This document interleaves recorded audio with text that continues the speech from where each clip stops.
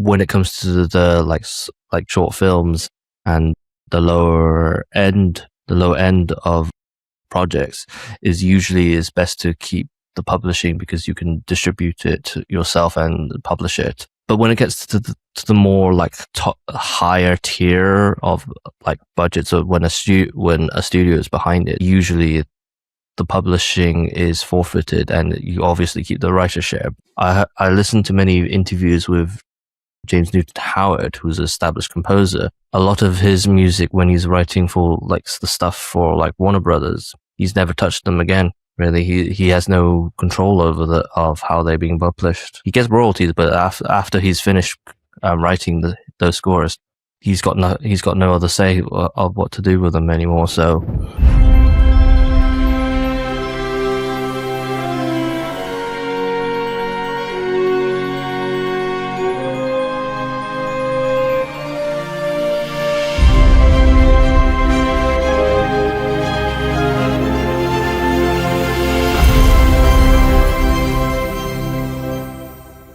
Hello, welcome back to the episode of Scenes+Sessions, Stories by Music podcast. I am your host, Xavier Lowe, and I am joined by my other co-host, Jonathan Worsley, Sam Griffiths, and Kyron Faramont.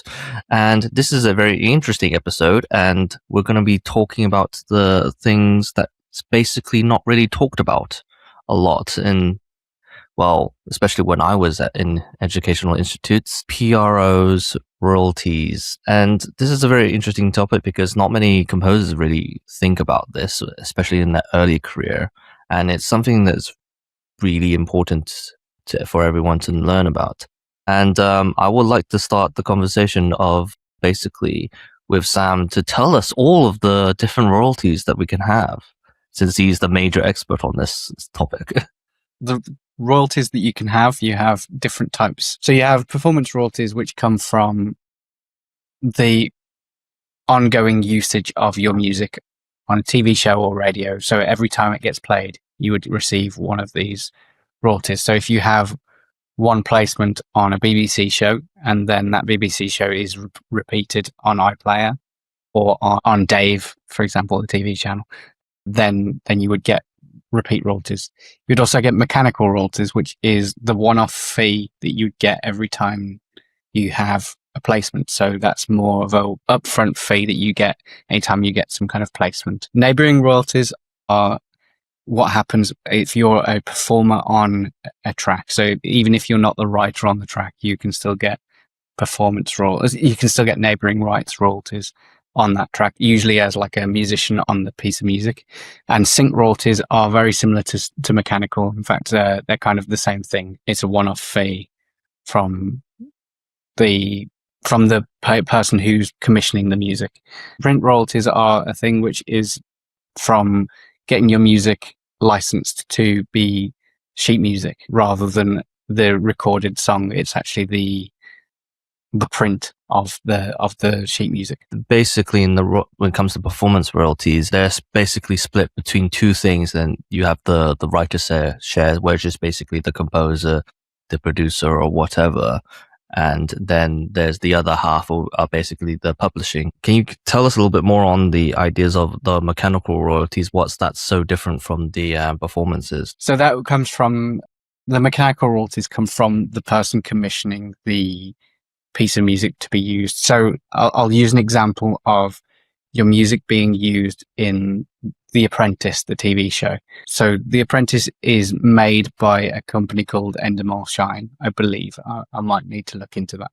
But essentially they would then commission a piece of music, or they would find it on a library, and they would pay a one-off fee, which is your mechanical royalties, to license that piece of music.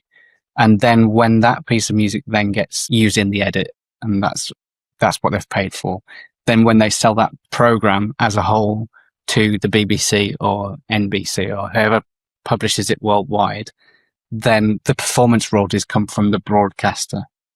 You've got those two types of people. You've got the people who make the show, and then the people who distribute the show. And those are where your two different royalties come from. That's very interesting. Can I add something that I've been asked a number of times by my students? which is the naming of performance royalties is a little bit confusing for, let's say, people in a band, because the name might suggest that performance royalties are for people who have performed on the track, which is not true. It's when the track is performed. So just for the people who are listening who might be conflating performance royalties with that, so which ones exactly are those? So if you're a performer on the track, that's neighbouring rights. And that would be if you're not the writer of the song, although you can also receive this as the writer of the song, but you're not necessarily the writer of the song, and you just were the drummer or the keyboard player or the programmer or the mixer or anything like that, you can claim neighbouring rights royalties. These are collected by agencies. I use NRG currently for that. I recommend signing up to some kind of collection agency if your music is being used around the world, or you perform in a band on stage somewhere. Also, you can collect these royalties. And the venue that would pay for the PRS license in the UK, and that would be, and part of that would go towards this. And essentially, it's free money that goes uncollected by a lot of people because they just don't know it exists. I didn't know it existed until years into my composing career. And for composers, if you are just a composer and you also write and record all your parts, which is quite common, you also can claim this as an arranger and / programmer. You can say you're the programmer on it, and you may as well get it because it can add up. There is a fee to join these agencies, but it's recoupable from your royalties. So essentially you pay off once, and then as soon as those royalties build up to past the fee, you start getting paid quarterly, or I think it might be half yearly every time. And it can range in value, obviously depending on what you how much you've written and how much you've performed on, but it's well worth signing up for. If somebody were to perform on a track, are they automatically entitled to these royalties, or would it have to be stated in some sort of pre-contract with whoever they're working with to record on that? That's a very good point. And I'm going to be honest, I am not 100% sure because I've only ever done it when it's been me personally in control of everything. So I would have to defer to someone with a bit more knowledge on that because I've never been in a band situation that you might need to. I would have thought you would probably need to pre-arrange it. Personally, I wouldn't have thought it would be something you can just claim afterwards. It's a sort of thing where this should be arranged and decided prior. Let's say when you had Tina Guo perform on your track, was that a one-off payment for her, or will she receive money every time that was a one-off payment for that? So there was different deals that she could have, like in terms of the way she worked for this. This was a one-off buyout fee of any recordings. So it essentially there is no royalties due to her for it, and obviously you could negotiate that as a performer if you are a guitarist or a cellist or something as a session musician, for example. That is something to consider to put into your contract. You can say, I would like neighbouring royalties or mechanical royalties, and you want to be able to sort of state how much of it are you actually giving away? Are you allowing this person to own your work completely, and therefore it's their work, or is it a case of splitting it more equitably? The reason why I bring this up, to bring it back to film music, is quite often as film composers, we might want to sweeten our music with live performances to bring some realism. And I don't want anyone to be put off from doing that because it's a wonderful experience working with a real musician. I don't want anyone to be put off from doing it, thinking that now they have to like have some share of their work going to somebody else. You can agree it all beforehand. Yeah, as an experience in my end, it's usually just a perform to hire kind of contract when it comes to performers. Really, that's usually how it mainly has been done. I don't really remember anything that involves any neighboring royalties, unless it's like there's probably like some incidences when I speak to fellow composers, they like have like a famous guitarist to play on it, like fairly recently is One Battle After Another. Yes, that was the one. that was composed by one of the members of Radiohead. So obviously, it's just like there's going to be neighboring royalties of his of the people that he knows. But generally, it's morely on the ideas of like just one time hire. I just want to make the point as well. It depends on how they play on the track.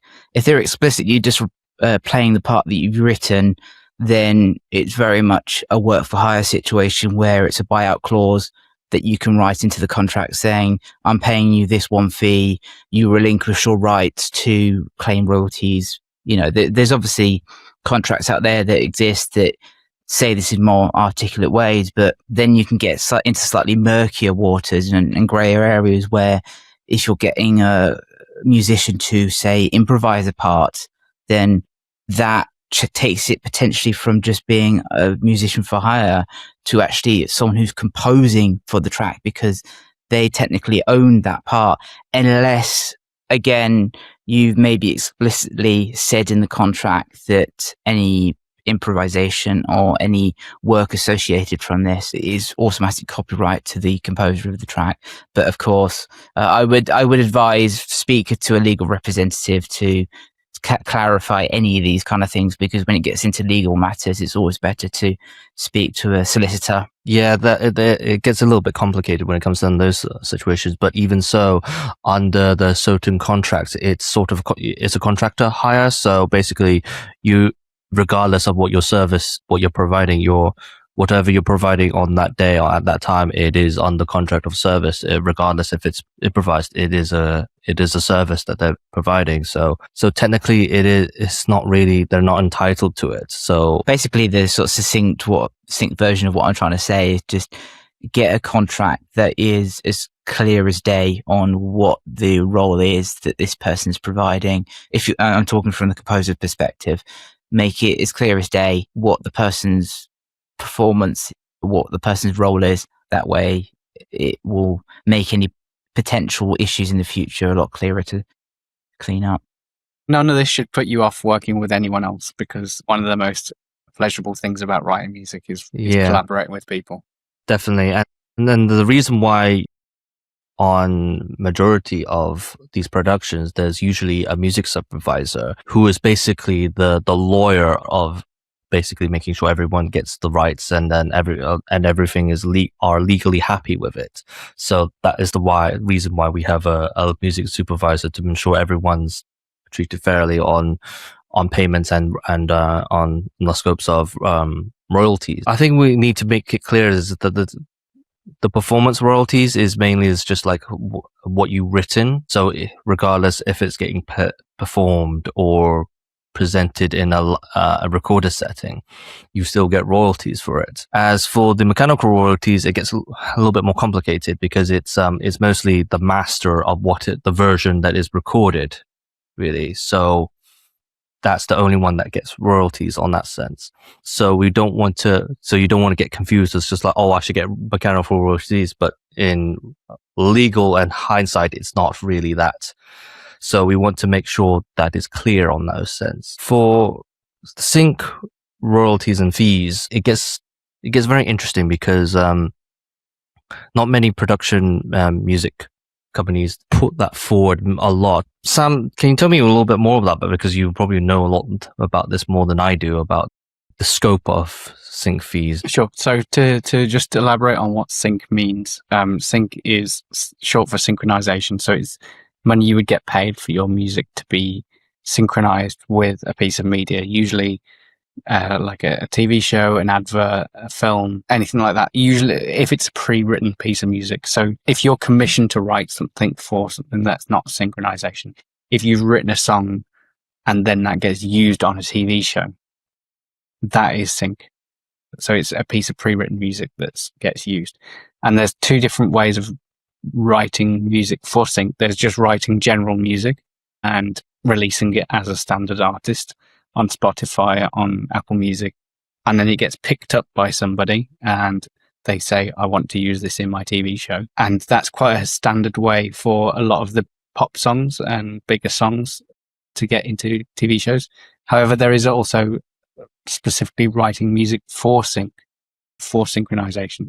And that's where a lot of like the production music comes in. Then in terms of the sync fee, which is how much the client is willing to pay for that sync, very much depends on a number of factors, including what type of usage it is. So is it on an advert?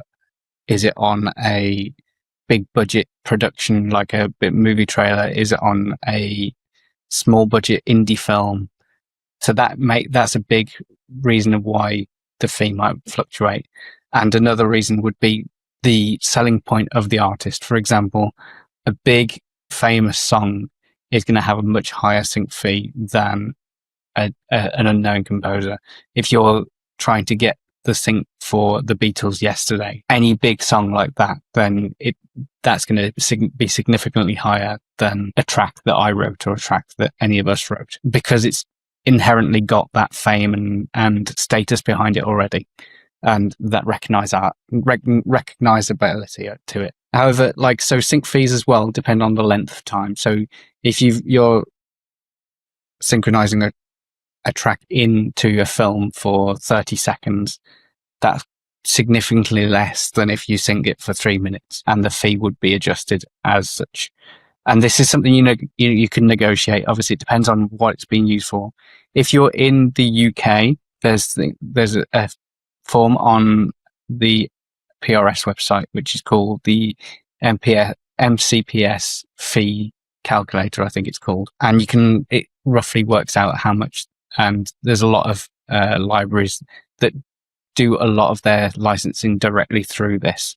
And so pretty much the fee is calculated almost on some kind of algorithm, but it can range drastically. So a fee for the background of a reality TV show for 20 seconds might be in the range of a couple of hundred, versus if you're in the background of a major movie trailer for the entire thing, you're talking tens of thousands sometimes. So it can really range depending. And then you've also got synchronization for sound effects, which also come in. And that can be a couple of hundred to about 1,000 per sound effect, depending on usage and size. If that's on a big movie trailer, if it's on obviously a small student production, then the fee's going to be a lot lower. You're talking maybe in the tens of pounds. And YouTubers and things like that, they use what's called micro licensing for sync.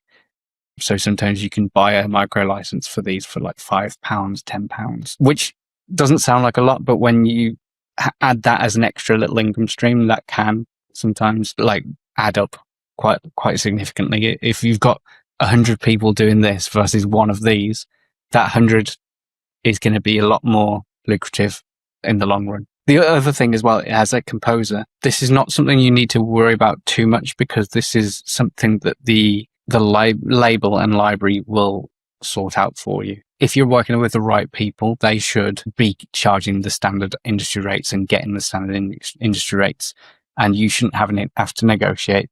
The exception to this is if you are representing yourself. So if you are unpublished or self-published on Spotify and things, then you need to obviously negotiate this yourself. I would say there's a good chance that using the MCPS form is a good ballpark figure to start with, and then bringing it up or down depending on the type of client that you're using. That's very interesting, really. It's one of those things that's not really talked about or really learned about often, because it's one of those things is we kind of sort of have to learn by ourselves. Johnny, as an educator, are you surprised on how lack of information that this is distributed, or is it something that they have to really learn or by themselves, the students that you usually do? Absolutely. Yeah. First of all, can I say, Sam, you explained that so well. That was a great talk there. Thank you. But yes, Xavier, one of the things that I am regularly teaching to students is that when somebody writes a piece of music, just the very nature of writing it, they have created a protected work. They have created a piece of intellectual property. that no matter whether they are selling that or whatever they're doing with it, that is their work. Is protected by laws under the public domain, and it changes from country to country. But the knock-on effect of that most people don't realize, and this happens playing in bands, is that, let's say I'm in a covers band and I go and play a song by The Jam in a local pub, that The Jam wrote that, and that should be protected. That the venue pays a PRS license for that reason, and as a band, we should be stating our set list. And that every time you see a musician perform live, that should be registered, and that the relevant people get paid. That what I'm getting at is music is not free. It's not a free commodity. People have put hard work into writing the song. And we're only talking about the writing here, not even the performing. Just the fact that somebody's maybe put some lyrics to some chords and a melody, whatever is recognizable about that song is the song. And the way that our society works, whether we like it or whether we don't, let's not bring politics into this, that we have decided that when you write something or create something, maybe you're a visual artist, maybe you're a filmmaker, whatever medium you work in, maybe you're a poet or an author, this is all protected. And not many people know this. So for an example, you're walking down the street and there's a garage, like a mechanics, and they've got the radio on and the public can hear that. Well, they should be paying a license, a PRS license. You get in big trouble if you don't. But not many people know this. They think, well, they're just playing songs from the radio. I can go on Spotify and listen to that. But it's a lot more complicated than that. But it means that as composers, whether you're a starting film composer or not, or whatever sort of composer you are, when you've written something, you have rights, whether you choose to get your royalties collected or not. And even if you do get your royalties collected by PRS or whatever sort of thing that you're doing, you are still owning the fact that you wrote that. You are never giving away the fact that you wrote that piece of music. I think that's really important to understand. I would agree. Yeah, definitely. It's sort of overlooked and it's not really shown as importance, really. They're kind of focusing on mostly on the theoretical side of like things, which is important, no doubt about it. But like, you're losing like money on the table that is basically that is yours, and it's something that you created, and it's sort of shoved down under the table for what is basically that is a right to you. And yeah, it's obviously it's unfair, but it's one of those things why we want to like try and like make that known to everyone. So because of that, we just wanted to make sure that everyone goes to the right steps and really join a PRO. This may reflect differently if you are outside of the UK. There are prospective PROs in particular countries, and they're dedicated and for those people in those countries. But it depends. But also depends on multiple factors of where particularly you want to sell it as well, because like there's particular markets that people want to go into. So Kyron, can you tell us the special PRO that is in the UK? So ours is PRS, which is purely just stands for Performing Rights Society. It's the only one that I believe exists in the UK for musicians, composers and such. You do have MCPS, which you can sign up to as well, but that's generally not for most people. I am signed up to MCPS myself, but that's only if you self-publish. And a lot of the time, it's not worth the hassle to go through the process of needing to set up various things to be able to get the publishing side of self-published work. And then if you're in the US, I believe there's at least 3 different performing rights societies over there. 2 of it, which I know is CSAC, and then there's also BMI. Can't remember what the third one is. It's ASCAP.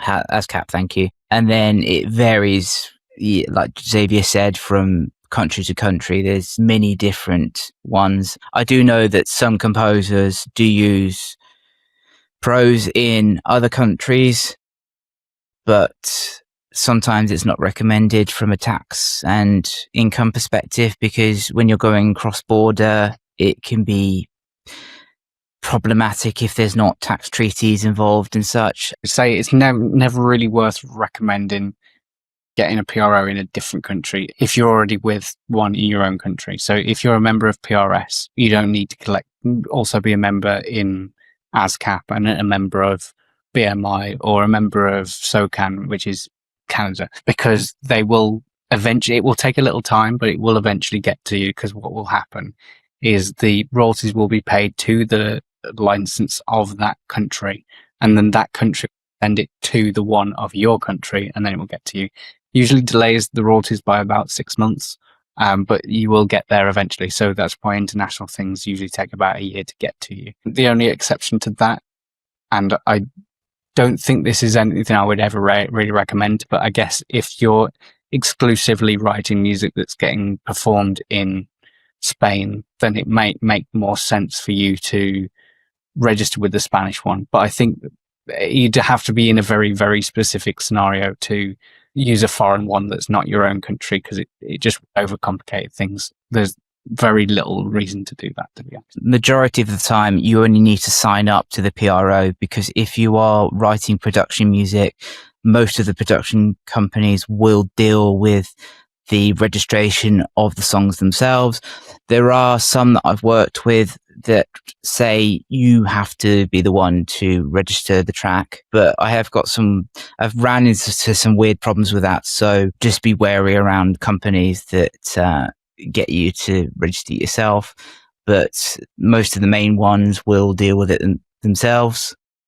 So that way they can easily, if they're registering the tracks, that means as soon as the royalties come in, it gets automatically split and then sent off to them. But if you are dealing with personal music, so if you're a band or if you're a musician or a composer that's self-publishing, then you will need to register the tracks directly with PRS. Speaking from experience, a lot of the time is the method you go through when it comes to registering the tracks is that you can register them just straight off the bat, but it's a lot better for tracking purposes if you use something like a distributor like maybe CD Baby, who will assign an ISRC. And yes, an ISRC, which is International Standard Recording Code, which means that wherever it is played, it gets tracked via that specific code. So when you register it with PRS, you can give that specific recording code. Yeah, and specifically, it's a lot easier. That's through PPL in the UK. Is it? Yeah, the recording code is tied to PPL, and then PPL, they've now joined with PRS, and then you manually link the data over to PRS. Yeah, because for example, as well, is that whenever I've put, say, my music on Bandcamp that I've self-published, there's two codes that usually help with tracking. One is the ISRC, and then the other one is the ISSW, I think it is, which one comes from distributing it from the distributor themselves, you paying for that service, and then the other one comes from PRS, the one actually accepting the work and registering it to your account and giving a unique identifier on their side. Yeah, and there's also like PRS also did partnership with Sound+Mouse. Yes, for tracking technology, wherever the track it. Yeah, you basically upload the file, and basically they track it pretty much through their systems. So yeah, a similar service is called TuneSat, which tracks. So there's a free account where you can upload, I believe, about 30 tracks, and it will track across multiple different channels, websites, and the like. It's the free account doesn't allow you to download that data. It's purely for a kind of like, you can see where your track's being used perspective. And so you have to pay for the premium tier to be able to download that stuff as a database and use it to report on usage. Yeah, I don't recommend that. That's why I would say Sound+Mouse is because it's pretty much free, because all you have to do is create an account with them, and they're in partnership with PRS, so you can do as much as you want on there. So I'm probably not as strong as TuneStat, but like it is still powerful enough that can track everything that you Another need thing I on that also sense. wanted to bring up as well is that if you do self-publish, you can save yourself money and register the works with all the PROs abroad yourself, or you can sometimes pay for companies such as Song Trust, which is what I use, they're what's known as a publishing manager, I believe, a self-publishing manager or something along those lines. And you register your works directly with them, and then they, in due course, will send out all of the registration data to the international PROs. But they do recommend, what I've done usually in the past is I will release or I will pay for the track to be distributed through CD Baby, which is the main company I use for the distribution.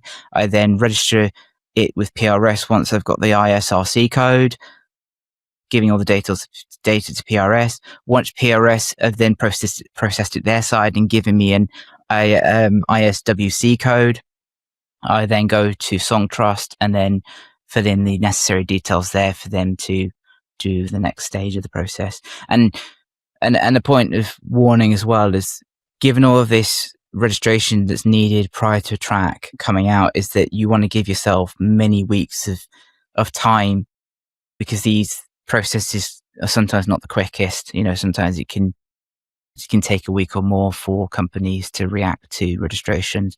So don't just sort of drop a track and then do the registration after it's already in the public. You generally want to release the track with at least maybe a month or 2 months I recommend at least usually 2 months in advance of the release date to start registering all this stuff. And also, it's another topic for another podcast, but try and protect it with using YouTube's Content ID and social media monetization, if those distributors offer it, because it's a way of making sure people won't just upload your music and you won't get any money from it. It's the equivalent of your piece being performed live and no one reporting usage. I think it's important just to add as well that to join PRS, it's a one-off nominal fee.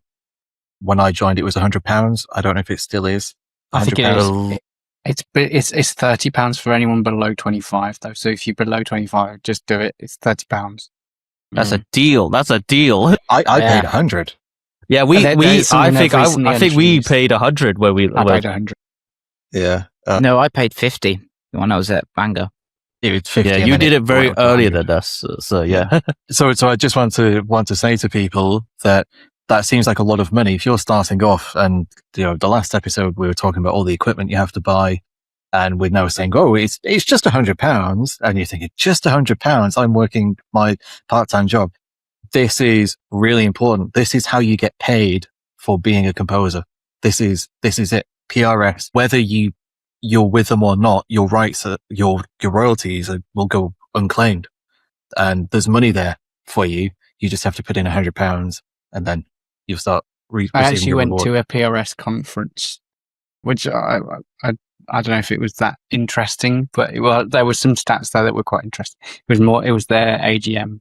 As a composer, you probably don't need to go to any of this, but it was quite interesting. They were saying of the revenue, there's £100 million worth of unclaimed royalties per year on average, of just composers who don't know that they should sign up. Just loads of money just sat there waiting for someone to claim it. Obviously, it never happens retroactively. So as soon as you are signed up, you can get anything from the future, but you can't get anything that was past. So if your track was used in a trailer campaign or a film or something, and you didn't know about it, I think you get a number of years. You might get a number of years retroactively. I But it's not. It's slightly murkier. There are some things where you can retroactively, to a point, claim things, but there are some things you can't claim retroactively. It just depends on the situation. Yeah, there's usually a statute of like how much of the amount of years that you can claim that is passed, but anything beyond that, it goes into sort of like this like limbo state, really. Yeah. It's basically with all of this is that's why it kind of goes back to the point, even if you're self-publishing, you're preempting everything, and you want to make sure that your work is in all of the places that it needs to be protected. So to bring up Johnny's point about copyright, that is slightly different across I believe you mentioned that it does vary from country to country, and I believe that your work isn't automatically in copyright in the US. In the UK, it is, I believe, under something called the Berne Convention, that it's automatically protected. They call it poor man's copyright. 70 years until after the creator has passed away. Is that correct? Yeah. In the UK? Yeah, something like it's basically your lifetime plus 70 years. I mean, there are different copyrights entirely. You know, it depends on the type of work and the type of estate. Yeah, in the US, I believe, I could be wrong here. It is about 75 or 80 years after the work is published. Yeah, 75. So there is automatic copyright. Okay, I'm wrong. Yeah, it is automatic copyright, but you have to register it. In the UK, it's easier from a legal standpoint to be able to do copyright infringement, whereas in the US, when it comes to suing someone for copyright infringement, unless your work is specifically registered with the US Copyright Office, you're going to run into more issues with them to take that seriously.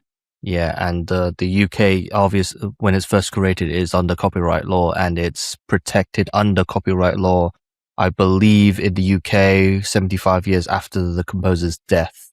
So It's 70 after the composer's death in the UK, and in America it's 75 after the work. For anyone listening, you might hear the term public domain. You might be thinking, well, what does public domain actually mean?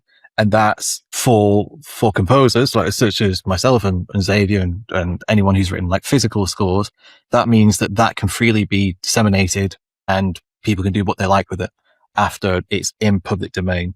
Now in America, you get people, big names such as Walt Disney, amongst others, who are very clever and they're able to prolong the public domain on things. And that's by registering their name as the company, and it gets all really complicated there. But there's a website, it's the logosfoundation.org, and they have a list as an example of all the composers that are in the public domain worldwide, all the composers that are in the public domain in the US, and then the ones that are coming in the public domain in the UK. So we've got film composers in there. So if I look very quickly here, if I type in maybe like Max Steiner. So Max Steiner comes into public domain in 2041. So for those who are watching and they think, oh, Max Steiner, he's like a really old composer, I should be able to just look at his scores for free. He's still protected. You can't just go and find a Max Steiner score unless you know where to look. And that work is still protected. Eric Wolfgang Korngold, he's probably a little bit earlier. Is he still protected, I'm guessing? He becomes public domain in 2027. Okay. Oh, so next year. 1 year. So 1 year. Yeah. As we're recording this as we're recording in 2026 right now. So it will be in 1 year. So like other big names that are coming up, 2047, Elvis Presley will be in the public domain, which is a crazy thing to think about. You know, people know Elvis as being this huge guy. Of course, his music's protected. It's Elvis. 2047, unless nothing changes, he'll be in the public domain because he was a creator. Well, the songs that he did write, just like everybody else. So we're in an exciting few years at the moment for composers in the public domain. Schoenberg was 2021. People like Prokofiev, I remember being at university and I really wanted to conduct Prokofiev and I wasn't allowed because he wasn't in the public domain. So again, for anyone listening, at university, an academic institution, I was not allowed to conduct a Prokofiev piece because his work was still copyrighted. It's taken that seriously. I wanted to The Sorcerer's Apprentice. When I wanted to conduct it, it was still under copyright law. So yeah, and if we just take that example, so Paul Dukas, who wrote that, he became in the public domain in 2005. You might think, so why did Xavier have a problem? It's because it would have been a new edition of the work that was created. So it's not just that Dukas wrote The Sorcerer's Apprentice. Great. It's as soon as somebody republishes that and they've edited a few things, that new edition is now a new piece of work. It resets the clock. Yeah, on that specific edition. Let's come to the final point of the episode. We're just going to talk about the negotiations of the percentage of royalties when you're working in film music. Before we get into that sort of topic, I want to know from you, Sam, that is there a sort of a negotiation when it comes to production music? Yeah, so there is a standard deal when it comes to production music, and that is a 50-50 split with the publisher. So if you are getting your music performed on TV through one of these things, they would take 50% cut of the royalties, and that is because you get two types of share with any type of music, which is the publishing share and the writer's share. And usually you would give them 100% of the writer's share, of the publisher's share, and you would keep 100% of the writer's share. So sometimes some PROs call it 200%, and you keep 100% and they keep 100%. In the UK, it actually works 50%, 50%, because I find that easier to understand, but just you might see 200%, and that's what that means. But it's 50-50 split.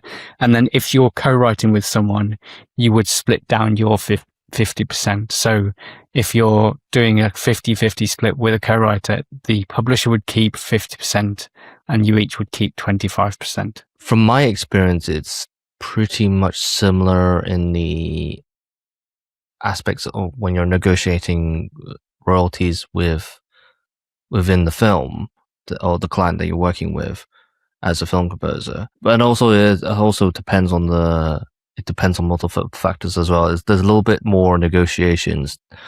You usually get paid a fee and royalties. This is usually more to the more higher end budget films. When it comes to the lower level projects and sort of medium level projects, is usually the composer keeps the publishing as well, because they get to have to do with what they want to, because it's to supplement to the fee and funding of what is going to be used for the film. So yeah, this gives them the complete freedom of those. That's usually how it is. I would say that should be the standard, but I don't know if it's different. Johnny, do you think that's something that you would encourage? I'd say it all depends on where you are in your composing career. That when you first start off, try and do things as simply as possible, and then when you start to understand the industry a little bit more, then you'll understand how to negotiate a little bit better. So would you say just keeping it simple, basically only preserving their writer's share, not their publishing share, would you say? Especially if you're having to self-report on PRS, it makes it a lot easier to keep the numbers down. So yeah, keep your writer's share, which you're 100% entitled to, and then the publishing share requires a bit of thinking about. Would you say that you would put that on the table and probably up for a negotiation, or would you just recommend them to sort of forfeit to it? Well, as you say, for a budget sort of production, then you can probably keep the whole thing.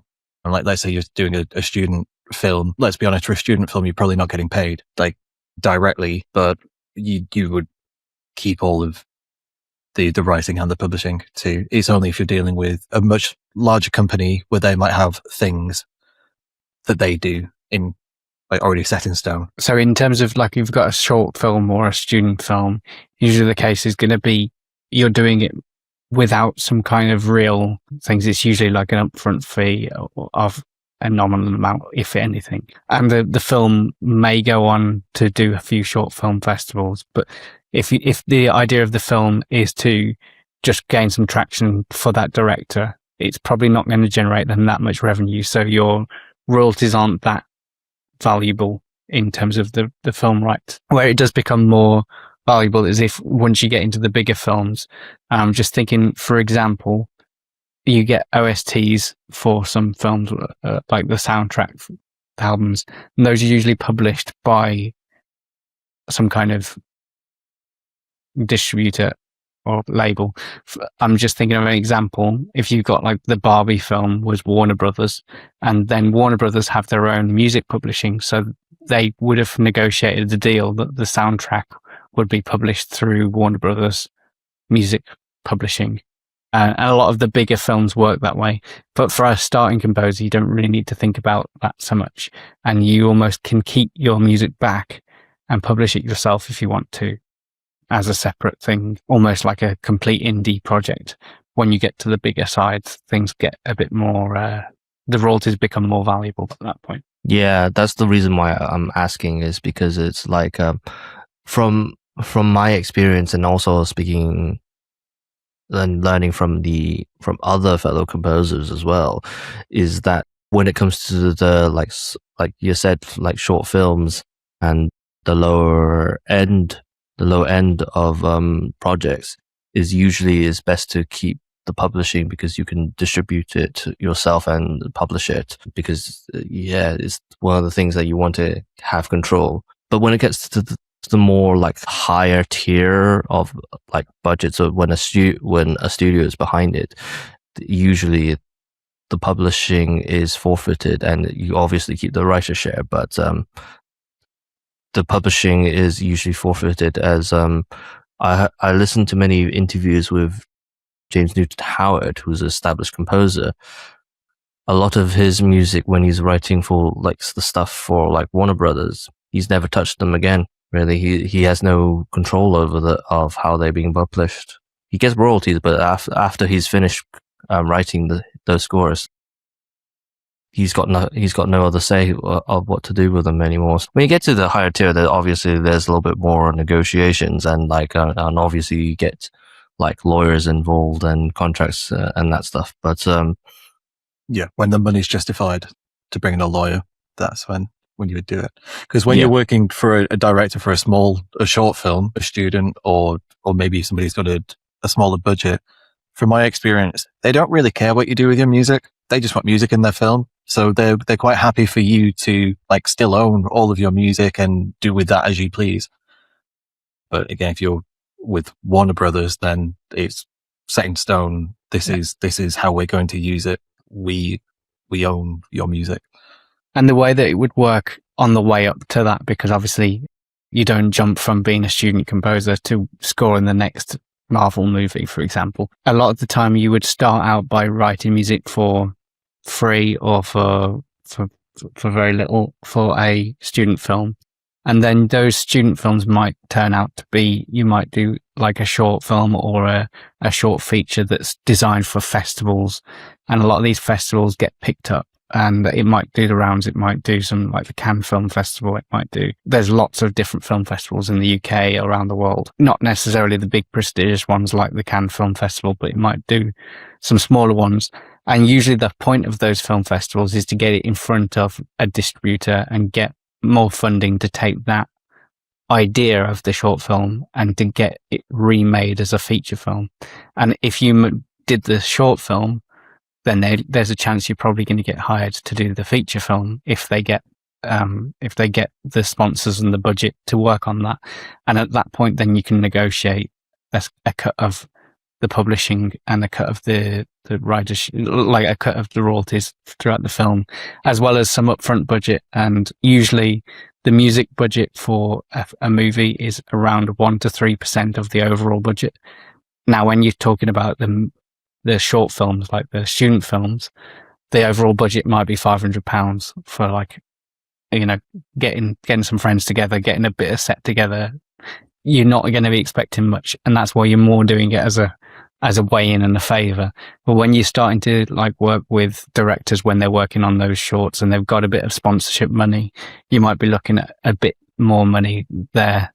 Still not going to be enough to sort of make you like make a big living out of and make you rich or anything like that, but that's not the point. And then eventually, if like you get the unicorn, which is that short film that got picked up, got the big budget, and it all of a sudden becomes a big blockbuster, then obviously then it's probably picked up by a distributor, and then the soundtrack will be owned by the distributor the same way that the film will be owned by the distributor, if that makes sense. Kyron, I want to pass the same question to you. Really, is do you agree on to this the same concept what we've been talking about, roughly keeping the all the royalties on the lower end, but when it gets to the more serious, like more financial backing on these projects, there's obviously more like sort of leeway of a negotiation. Yeah, I would tend to agree that as you get towards the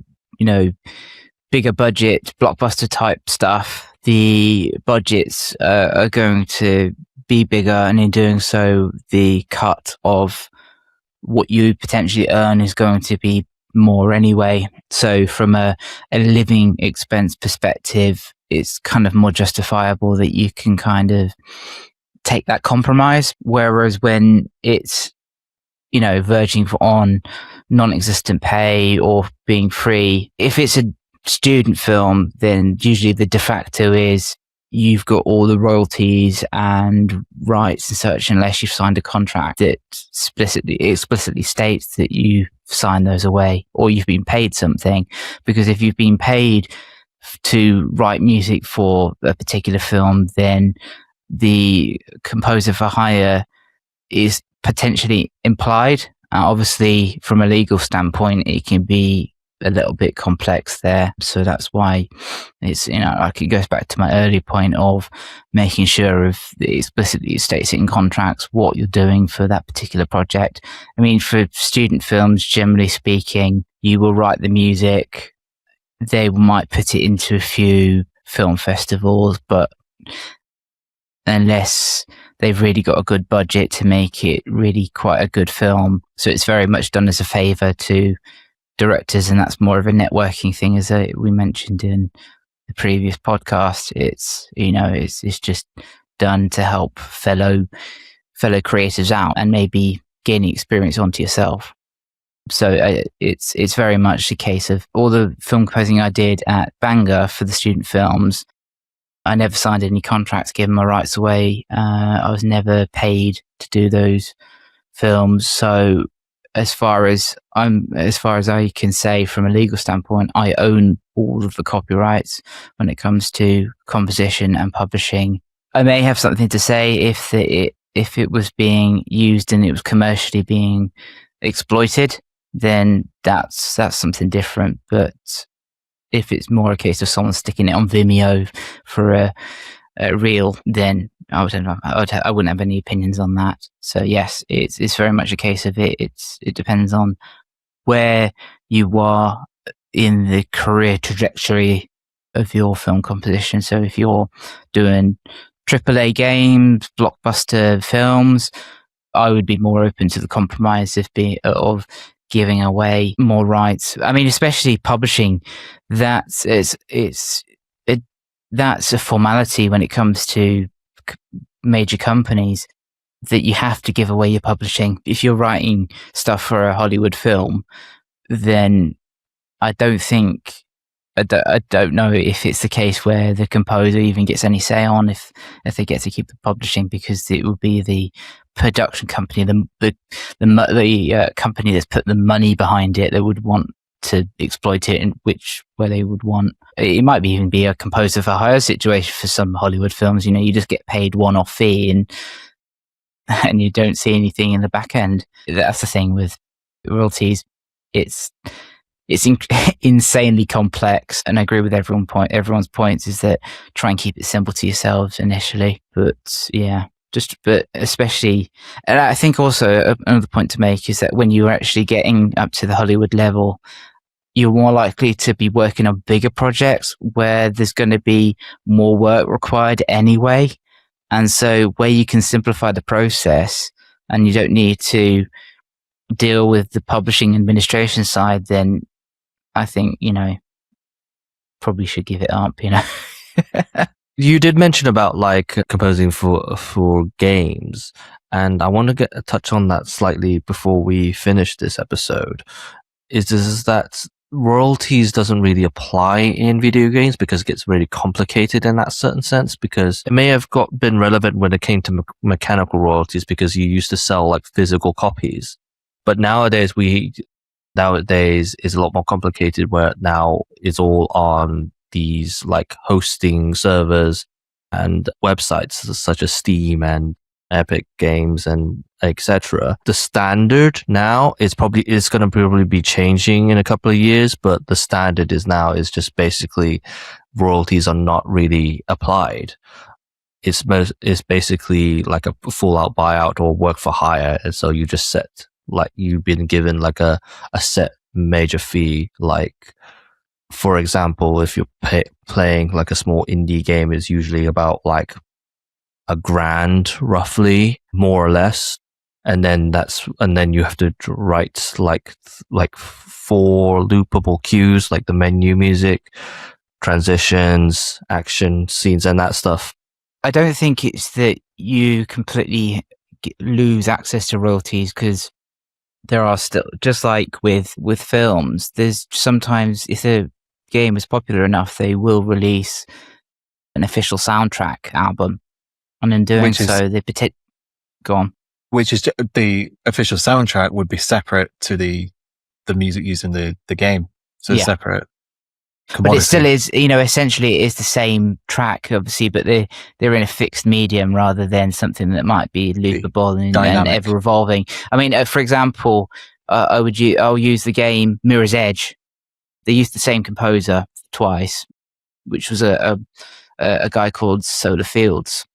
Brilliant. I love his music, a lovely ambient and sybient producer. And I don't know how the agreement works there, but both games had official soundtracks released of his music that he wrote for it.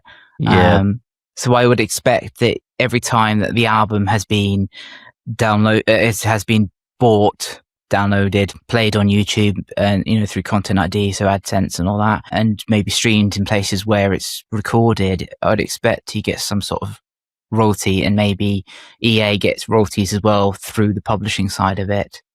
Yeah, but the thing is they rather than the game.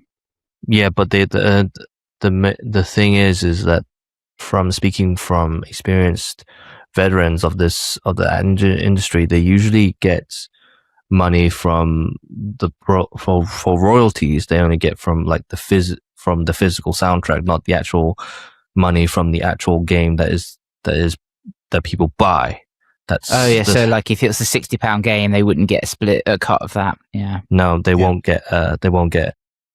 They probably sort of used to do that when physical games used to exist, but now everything is digital download. It doesn't really involve that anymore.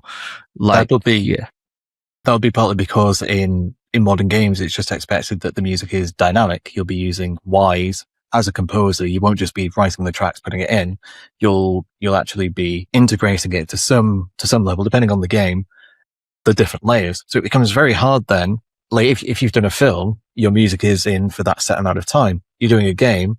How often are people listening to the music in the game? It becomes very hard to quantify unless it's on the OST, and then this is a set length. Yeah, and because it's a game, it's all loopable, and it's all in the ways that is certain transitions happens, and obviously when you're speaking on like single player like games like Dark Souls, people can just like spend hours on one particular level, as some people could spend like about, I don't know how seconds. long.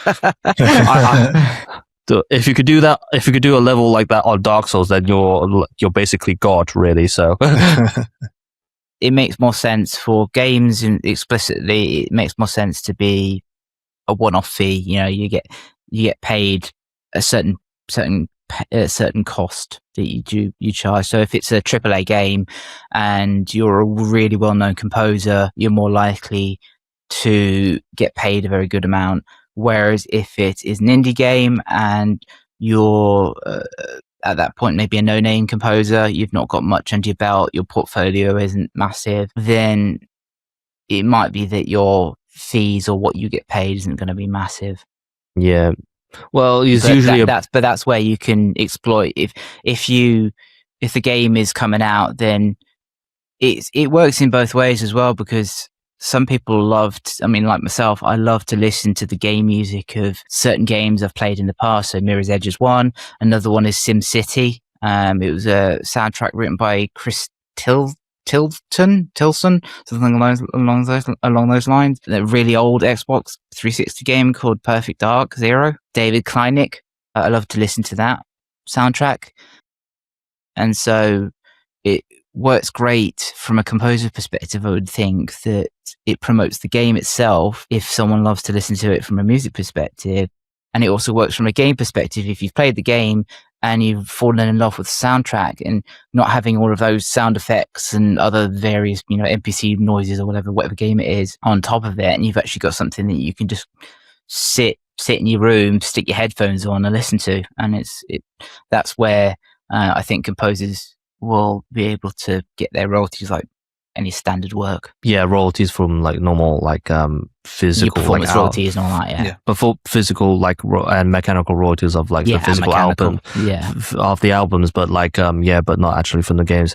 And from I haven't composed many for games really in my career, but the ones I've done in the past is they usually pay you like a fairly decent amount for a buyout. So obviously they do compensate it, but it just depends on what avenue you want to go into. If you want to go into games, that's the expectation you're going to have. I think it goes back to the point we kind of made in the previous podcast with what gear to start out with, and so I made the point of what industry do you want to go into, and so it's not so if you want to go into game music, it's setting yourself up for game music. And so Johnny made a good point, is that one of the standard programs used for music programming in game music is Wwise, and so it's recommended that alongside learning your DAW, learn how to use that. What Wwise is also free to use as an educational tool. It's only when it's used in an actual project, a commercial project, that you have to buy a license. So anybody who's looking to get into game music, download Wwise. You get the game of Limbo comes with it, and you can figure out how they did it that way. They've got great tutorials. It's all about getting music into a game. So for game music, you listen to an OST and you might know nothing about it, and you might think, right, I'm just going to write music. But it actually turns out that if you're doing video game music, you're writing layers. In fact, you might even be the person who's adding in the reverb and the other sound effects as the music is being played in the game itself. If you're going to take game music all the way, it's very different from just writing music and then handing it over to someone. You have to change the way you look at your composition, because it needs to, as we mentioned earlier, it's a loopable composition. So it has to be continuous. I mean, a prime example of loopable music is the music for the Pokemon games. It's designed to loop infinitely. And so they've got A and B sections that keep it interesting, because I don't know if we've all played Pokemon games, but you may be on a particular route or in a particular city within it. There we are. I've got it's a nostalgia thing for me. So I absolutely love Pokemon Emerald and Sapphire and Ruby. That's my era of Gen. I think it's like Gen 5, I think, or Gen 3, something like that. Gen 3. And so that's my thing. I did play Crystal, but anyway, that's beside the point. But yes, they're designed to be loopable, those ones, without being fading in and out. It's just it's not just the loop that's expected nowadays, it's the layers. So in the way that if you're it does happen in film music and trailer music where you're asked to provide stems. In game music, this is just the standard that your music should work with layers removed, because depending on what's happening in the game, I could just list off games like Portal or It Takes Two is a more recent example where they designed an entirely new audio engine just for the music to work. So depending on what you're doing in the game, layers are fading in and out. Mirror's Edge Catalyst does that as well. The original game wasn't able to do that because of console constraints, memory constraints, whereas because of the generation of consoles at the time, it allowed it to be dynamic and reactive to the environment you're in. So if you were just casually running from rooftop to rooftop, the music was more ambient, less beaty. Whereas if you caught the attention of, they call themselves Krugersek in the game, then the music would be quite action paced. You get the pounding drums coming in, really quick bass line, but it would fade in into the music, and it would react. So it wouldn't be some jarring movement. So the layers were already there. It was just react to whatever the user was doing or whatever was happening in the environment. So it does go back to the point you were making. As video game composers, depending on what size game you're doing, you might be expected to be the one programming that in on Wwise, that the music is going to respond to certain things. Anyway, all of this is just to say that video games, the royalties are different because of the very nature. Yes, definitely. And just to quickly go onto your point, Johnny, is about programming. It really depends, because it's like there is not a standardized practice now. I'm guessing that's what they're moving to right now, but there's no standardized practice of that they're actually programming, because they're still composers. Like, they just write music and they just don't really have someone else to program it. So there's not really a proper standardized practice. And also, not everyone uses Wwise. There are people that also use Unity. There's also people who use Unreal engines as well. So it also depends on the context of the game. Because I'm not sure. I think that's just the graphics engine. I think Wwise is separate to it. Wwise would be built in with Unreal Engine, Zav. It's like an add-on that you use within. There's like a plugin. Like a plugin. Yeah. What's the alternative? Oh, FMOD is the other one. So the two, yes, I've heard of that one, yeah. Only two that are really used in games, Wwise and FMOD, and all the actual game engines, they're designed so that they link to these software. So if you're a game composer, as well as learning the DAW, you have to learn Wwise and or FMOD. As I say, Wwise is free. Is Unity is used as well, So Unity is how the game is made, and then you're using one of these to supplement that. Yeah. But there is so Unreal Unity Engine would audio. be the game designer, and then FMOD and Wwise are in some regards, is the audio assembler. If you But yeah, this just pretty much sums up all the pretty much covers the basis of the royalties matters of this issue. If you are working with friends on a project, or you're co-writing a track, it's very easy to start off and think, right, we're all friends, we're just going to make this music and we'll still be friends at the end of it.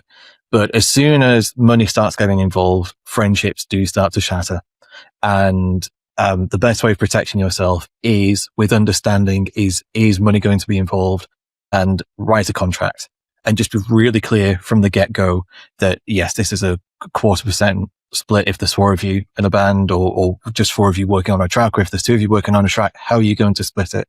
Agree that beforehand, get it written down, because it will save you a headache in the future. And I'm sure we've all experienced that to some degree. Yes.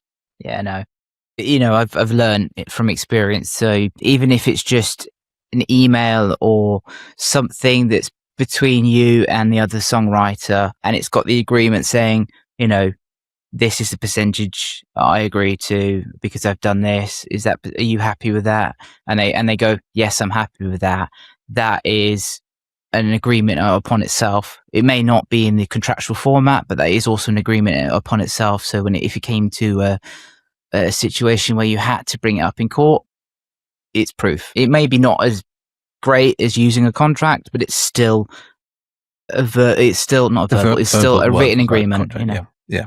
It, rather than just having it written down on a piece of paper or something, where it's got people named in emails attached to people as identifiers. But yes, so Johnny makes a brilliant point there, is that even before something gets to the writing stage, agree, saying that we're all happy to take a quarter cut here, regardless of how much we contribute to the song. And that way, and also that's a way of maintaining harmony, just excuse the pun, in a band. If everyone's getting equal if everyone's getting equal payouts from it, then no one's going to go like, why are you getting more than me, and all that kind of stuff. Yeah, you don't want disharmony. You don't want everything to be discordant. Oh, definitely is one of those things that is, it may sound pedantic and there needs to be some sort of agreement. So there's whatever happens, regardless of this situation, there is good terms and there is you thought about it. So I think that's the main thing about it. So let's just wrap up and basically do a quick summary of the episode. Is just understand the different types of royalties, performance mechanicals, neighbouring, sync, and print. You're mostly going to be concerning yourself with the performance royalties. I would definitely recommend looking into the other types of royalties that you will be, because you're going to be encountering at least one of the others in your career. If you're in the UK, it is PRS. You should definitely join. It's best to start early than later, because otherwise it's going to be a major headache for you if you literally do it much later than anticipated. If you're not in the UK, please research the appropriate PRO that works for you. It may be a little bit difficult for you if you're in US, because there's 3 different types, obviously, and they have their own caveats. So make sure you go for the right one that is for you. And then basically, finally, just negotiate the royalties with not just with your client on the films or any projects on that mediums, but also any collaborations with you, because it's everyone needs to be happy on their contributions and outcomes on those. So yeah, I like to conclude on to that. We're going to be talking more about we've briefly talked about it, but we're going to talk a little bit more about your self-worth in a professional sense in the next episode, of whether you want to work for free in your early career, or whether you want to know if you want to get paid in that certain sense. So I hope you join us into that next episode. But for now, I like to thank my other co-hosts for joining me on this episode, and I hope to see you soon. So thank you. Bye. Goodbye. Thank you.